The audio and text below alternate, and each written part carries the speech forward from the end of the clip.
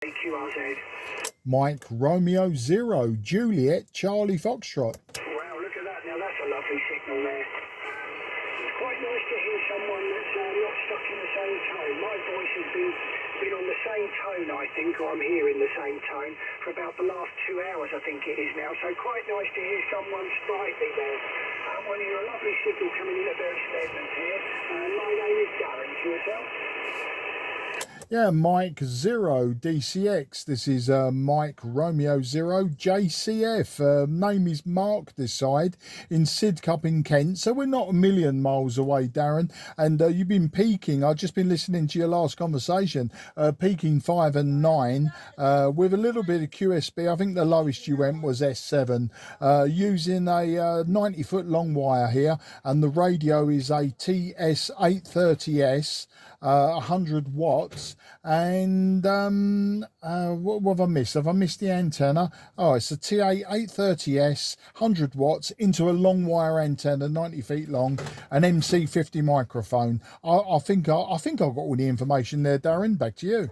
Yeah, I think I've got the idea of your setup there. Well, Sidcup, fantastic 100 watts. I mean, you two are exactly the same with the signal, by the way. You're 5'9", but it's ranging. I have begun to ignore all of the needle waving all over the show. You're peaking 5'9" there, so lovely signal, Mark, coming into Bury Smedland here. So I think I've actually heard you on there before. I don't think I've been lucky enough to get you before, but I think I've been in perhaps maybe shortwave listening nets or something like that, and I've heard you in there coming back to someone, but yeah, not managed to get you yet. So pleasure to get you in the log there at Sidcup. Well, I'm running about 170 watts from the 101 MP at the moment, straight into an end-fed half wave about 8 metres high. So the microphone I'm using is a Heil PR40, but no external equipment, Mark, just running it straight into the radio using the built-in EQ. Mike Romeo 0 JCF, good on the call, by the way. Mike 0DCX, back to you, Mark. Yeah, Mike 0DCX, MR0 JCF returning. Well, thanks for that, Darren. Yeah, I mean, you're sounding good. When you're up at 5 and 9, the audio is very good, very clear, very crisp. It's very nice indeed. I have been adjusting on this old radio. I mean, it's over 40 years old, but I've been adjusting the IF shift and width on it, you know, sort of to block out the continentals, especially with our man, was it Mark up in Glasgow? He was a little bit weaker, and I was having to, you know, like juggle with the control slightly. I have got other radios, Darren. You know, I've got IC 7300. Now, the IC 7300 is a breeze, even on 40 and 80 metres or 60 metres top band, you know. It's dead silent. The noise floor is down around S3, but that's because of the digital processing. And like when you're listening to someone, you have to think to yourself, are you actually listening to their voice? Because it's been converted to digital within the radio. So you're not really listening to their analog voice anymore, are you? Whereas this old girl, you know, it's all analog. It's like a scratchy old record sometimes. But I'm going through the Kenwood AT230 tuner as well. I've also got the SM220 station monitor and the SP120 speaker. So you can see I do like me Kenwood gear. I've got quite a few Kenwoods, older Kenwoods or trios, but I've got some even older stuff. You know, I've got Kodar AT5s, and I've got the you know, Swan 350, Swan 400, and a couple of old 1960s summer camps, the Yaesu, built under license for Yaesu, all in for restoration though. They're in a little bit of a sorry state at the moment, and I've got old receivers like AR88, stuff like that. You know, I do love the old gear. But one of the things that I wanted to speak to you about, Darren, was I'd quickly checked your QRZ page before I broke in. I didn't know if you were going to go QRT, so I didn't know if I was going to speak to you, and I see you're using those Fair Rite toroids. Now that's very interesting because my club, Cray Valley Radio Society, they've they did a bulk buy of around 200 of them just a few weeks ago, and we got them for a tenner each because of the bulk buy. And I'm using one at each end of my coax for my long wire, and I'm also using one at each end of my 5/8 wave vertical for 10 and 12 meters. And I have found that it's dropped the noise. I wouldn't say it's dropped it a lot, but certainly has knocked off a couple of S points of noise. I mean, 10 meters, 12 meters, I tend to get zero noise anyway, but I put them on there. I bought 5 of them and I put them on there, you know, because I had them in my hands. And I noticed, say, that you managed to get quite a few turns through yours. Now, my feeders into the loft, I'm using for 2 meters and 70 sems on those radios. I've got Ultraflex 7 out to the beam, and likewise for my vertical I'm using Ultraflex 7 as well, but I haven't got them on them. The stuff that I'm using for HF, RG213 and military grade RG8, and or is it 213? I can't remember, but anyway, you can imagine it's a bit thicker than the Ultraflex, and I only managed to get 3 turns through, so it passes through 3 times with 2 full loops. But yeah, I found it worked really well. So I just I didn't really read your page, I just had a quick look just to I thought, oh, that's interesting, he's using those. So I'm just wondering how you found them without reading the your QRZ page, because I only had it up on my phone. I didn't have it up on the laptop or anything, so I didn't get an opportunity to sort of sit down and absorb it properly. I just thought I'd ask you about it and see how how you was getting on, and if you noticed any appreciable noise differences your end. Sorry for the long ramble there. M0DCX, this is MR0JCF. Well, for one, I don't blame you for pursuing the Kenwood for the audio. We all know what Kenwood audio is like. Going back to the 80s with the stereos and that, if you had a Kenwood, it just couldn't beat one. So we all remember who's superior for the Kenwood. Bit of a shame that they've let their amateur radio go, as opposed to keeping up with that. I should imagine most people would go Kenwood if they'd kept up with the rest and carried on producing fantastic radios and audio fantastic. So good that you've gone down that road with all, don't blame you with the speakers and everything. Yes, you are right, and the one reason why I use that, and the only place I would say be careful with one of those, is with me, and depending on your setup, if you're running, say the long wire, with my NFED, the way I've got that set up is I don't have a counterpoise on it, because I've got my feed point up high.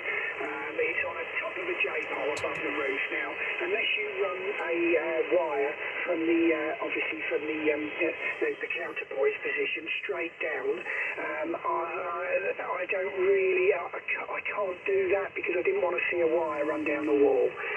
Didn't want to follow it down the edge of the guttering at an angle from the wire, as it wouldn't have given me the 90 degrees from it, and I didn't want to risk it radiating with it rather than to push it away. So at the end of the day, you didn't have to run a counterpoise with this particular Vibraflex one.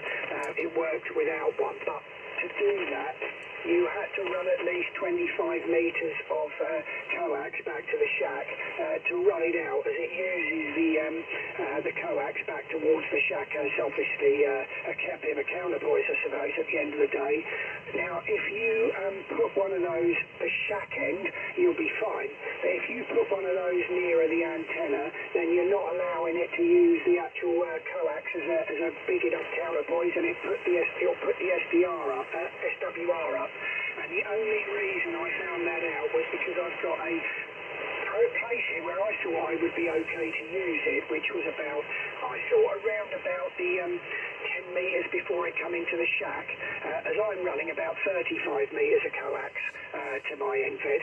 So I thought, right, at the 25 metre point from the antenna, I'll get 9 turns of one of those in, and that put my SWR up. So I took it off and it put it straight back down again, and I don't think it was allowing enough to run back. So, and I don't get RF in the shack either, so I thought, well, why use it if there's not a problem there anyway? But on the vertical, that was Messi and Poloni Ultraflex 7 that ran about, I think it was, I can't remember how many turns I got, you'd probably see it on there. 7, between 7 and 9 anyway, wasn't it? And I certainly noticed a difference on one or two of the bands when I used that. So certainly kept it there, as it's not the same sort of setup with the vertical. So, and I know I don't think you particularly need one of those. I don't see that it hurts using it. But also, the main reason I think people usually buy those, and I have several of them in the house, is you can use them as a mains filter. So if you're running like in your shack with my monstrous amount of monitors, as you've probably seen on the QRZ page, what you can do is you can, if you've got an extension lead with a couple of them running in, you can get like, again, as many turns as you can get in one of those, which you'd be surprised if you really give it a go. And it's not really forcing too much either. And you can get a bit of a, you know, a bit of a going on the extension lead cord. So anything plugged into it, I like to keep way away from the radio. Obviously the radio's plugged directly into the wall, not via any extension lead, as there's a bit more power running through this radio. But yeah, you can do several things with those, and if your club has got like a good box of those, I'll get myself a handful of those if I were you, because I've got several of them laying around here, and I don't, you know, obviously if I get anything like a new router turn up in the house with a power supply, I get one of those out and I wrap as many as I can round it, and you know, I don't think you can be too careful with one of those. Mike 0JCF, Mike 0DCX, that's you there, Mark. Yeah, Mike 0DCX, Mike Romeo 0JCF returning. Yeah, well, my long wire is a 90-foot long wire. It's in a 9-to-1 unun, and yeah, I do have, well, I have an earth, got a couple of earth rods as my counterpoise. I don't use like ground wires or anything like that. So yeah, I've got, I have got an earth. As I say, I put the, I put one of those Fair Rite clip-on ferrites at the unknown end. And then I have quite a long coax run up to my loft, as well as a second coax run. They're interchangeable. I've got another one goes into the garage, where my back braking stuff all stays in the garage. I can't be lifting that in and out the loft anymore. But yeah, I've got me more lighter weight stuff up in the loft. And then, as I say, I bought 5. What it was a group buy. They said to everyone, how many do you want each? This is the price we've got them for. As I say, came out at 10 quid each, and I said, yeah, go on, I'll have 5, you know, 50 quid, nice round number. So I bought 5, and as I say, I put one each end of me vertical and me long wire, and then I put one each end at the radio end. And yeah, I've noticed a difference. You're quite right about the, a few people have said, you know, use them on your mains leads, wrap all your mains leads around them. I tried that, and to be honest, I don't know that my house is overly generating any problems, so I haven't used one on the mains leads. I tried it and didn't notice any difference. And I used an old radio as well, like this TS-830. I used an old radio thinking, you know, with a filter in, etc., is going to be not as good, so therefore, you know, like you'll see the improvement, and I didn't. Now my IC 7300, I'm running that from a homemade switch mode power supply, and it doesn't suffer with the noise that other older radios do. So I wasn't too fussed about that one. I didn't see the need, you know, to go mad with ferrites, etc. on that. Obviously the antenna cable going into the back of it will have a ferrite on it, but the mains lead, obviously the ICOMs have a very nice inline filter anyway up to the power supply. And then I say these power supplies, I use server power supplies from HP servers. This one's 92 amps, or I'm saying this one and pointing like you can see me. The one I use for the IC 7300 is 92 amps at 13.8 volts. I've altered it so that it's actually adjustable, and I don't get any RF noise whatsoever from it, and I can run 2-meter rigs and all sorts off it, and I found that I've got several of those power supplies that I've built, and I don't have any problems. You know, there's a lot of myths around switch mode power supplies and noise, and the myth is really with the really expensive ones. It's definitely a fact with the cheap ones. I mean, there's been cheap ones where you undo the cases and the filtering components are just not even on the board. The silk screen printing is there, but the components aren't there, just to cut costs, etc. And we know where they come from. And as for wall warts and that, I just don't leave stuff plugged in if it doesn't need to be plugged in. So it is what it is. I mean, some respects I could go around the whole neighbourhood filtering up everything. But sorry, getting back to what I meant to say about the group buy was, we was asked, how many do you want? And I just went for 5, and it's worked in my favour. But yeah, there's no more spares, if you know what I mean, because everyone said how many they wanted, that's what they bought. Maybe it was a little bit short-sighted. Maybe I should have bought 10. I don't know. Of course, the other side of the coin is that I haven't even asked at the club, were there any spares, were there any left over? So I suppose at some point I can actually see if anyone's not using any.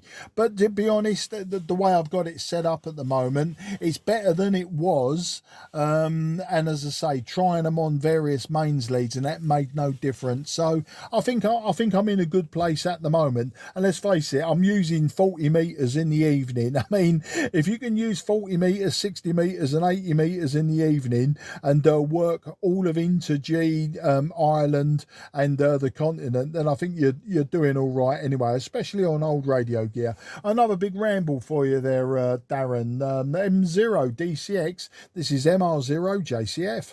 Well, all I can say to that is if you find that you haven't really needed them, well then that's great. I mean, I would be less worried if I couldn't see the difference than if I could, because you got a lot of noise around then. But I'll be honest with you, I haven't had any reason to use them. All I do know, I have noticed since I've run one on the vertical, is with the end fed being nearer the house, certainly with the feed point, if my daughter turns her LED lights on, the ones that go round the skirting board in her bedroom, that'll put me up to like S9, the noise from like S2 or 3. And if she switches them off, you watch it just puff straight back down again. But I've noticed since running on the vertical, being that little bit further away from the house, if you wrap one of those round the flat within about a metre or so to the actual feed point of the antenna, and you get a load of turns of one of those in the coax, I've noticed that actually she can switch that on all she likes when I'm on that DX commander, and I don't see a thing. So never really found out. That's really why I tried one at that, as I said, at that point on the coax of the end fed, because I thought, well, hold on a minute, maybe if I use one of those on that 10 metres from the shack, that may well stop that from happening on that as well, and it would also give me the bonus of still using 25 metres of it as counterpoise. But no such luck with that one. So all I can say with that is, as we were saying earlier, sometimes these things are good with one but not so good with the other, and it's never always quite what people just naturally think it's going to be. I think it's different for everybody in certain circumstances, but certainly worth having those, that's all I can say. But certainly working good for you here, Mark. You've been 10 over 9 on some of that last over there, so fantastic in the Bury St Edmunds from Sidcup there. Look, Mark, I won't hold it any longer. I'm going to try to see if there's not a few more I can grab on the frequency here, as there's quite a few calling in before, and I think a lot of people have been knocked out with lots of the noisy band, and I think a lot of the lightning that I was noticing earlier is starting to certainly a lot less frequent on my band than it was earlier, so I'll try to see if there's not a few more I'm grabbing them up. But look, pleasure to get you in the log. It's been very interesting talking to you, and hopefully catch you again at a later date. Mike 0JCF, Mike 0DCX. Back to you then, Mark, for the final. Yeah, M0DCX, MR0JCF for that final. Darren, an absolute pleasure. As I say, it was only fortuitous that I looked at your QRZ page. The reason I did is because Mark was saying, all the screens you had. I thought, what's he on about? Let's have have a look. I thought, it's not so bad. And then when I sort of quick scan down with a finger, and I saw the Fair Rite toroids, I thought, he's using them. Great. I found someone else outside of the club that's using them. I'll have a quick word and see what your thoughts were. And your thoughts actually do bear out what I found. As for LED lights, the only ones that cause me problem in the house is last year we put a new ceiling in the kitchen, and we went from older fashioned lights, we'll call incandescent lights as well, and we went to a dimmable LED, and they switched them on, and that can kill 10 and 12 15 meters for me with plus 30 noise. So the winter is the only time where I suppose I would have problems, but we've got alternative lights, and I asked the station manager and my daughters nicely, look, I'm just doing something. Can you use the alternative lights? And you get a few groans and that, but it's all part of the hobby, isn't it? You know, you give and take and all that old nonsense. So it's those LED lights, and I think it might be the dimmer that causes it. I don't know that it's the actual lights themselves. It's because they're dimmable LEDs, and I think it might be the dimmer. At some point, I'll get around to swapping it over, and I'll get another one, and I'll see how it goes. Anyway, try and grab some more. As I say, I'm pretty much the last 9 months, a year or so, I've been on 10 and 12 meters mainly. Been some fantastic DX the last 6 months. Absolutely stonking DX on 10 and 12 the last 6 months, and I've sort of neglected the lower bands, 40, 60 and 80. The Cray Valley Club, we do a top band net on the first Monday of every month. I don't know if you ever go to top band, but you might want to try that and jump on our net. It starts at 8 o'clock, and normally, give or take QRM, we're on 1.905. So just food for thought there. And as I say, you quite often find me on 60 meters as well, especially when 40 is really crowded. If I'm going to go to the lower bands, I'll go to 60, where it's all gentlemanly conduct, we'll say. But all the very best, mate. Thanks for the chat. As I say, it was nice to have the eye opener and the confirmation as well. And I'll see if anyone's got some spares, as you say, because you just don't know when you're going to need them. Always nice to have them in reserve rather than not have them at all. All the very best, mate. 73 to you and yours around you, and I look forward to the next time. M0DCX, this is MR0JCF going clear with you and leaving you to carry on calling. Thanks very much, Mark. Been my absolute pleasure. 73s are all the very best to you and your family. Mike 0 Delta Charlie X-Ray QRZ. CQ, hello CQ, Mike 0.